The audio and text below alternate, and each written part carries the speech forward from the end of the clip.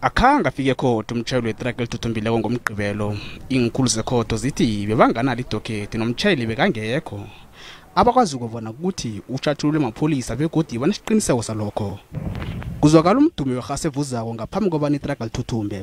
Umtjhayeli wekoloyi elayitjha abantu lo ulobe ikoloyi yakhe asebenza ngayo okulandela ukubhajwa ngemva kwetraga. We have members that would have lost their life. We have 8 employees at Tambo Memorial who lost their lives. We have now employees that are fighting for their lives because of this explosion. We have more than 1,000 of employees who are expected to work in the very same institution where they had to assist their fellow employees who lost their lives due to this accident. Umtjhayeli wetraga usolwa ngokungabi netjhejo njengomana angakakhambi ngendlela esetjenziswa ziinthuthi zembaseli.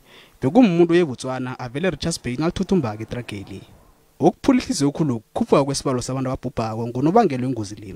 Isibalo kwagathesi sesijame ku-26. Imphathimandla zesifunda seGauteng zivakatshela imindeni abasebenzi bezempilo abathindekileko. Unfortunately has increased to 26.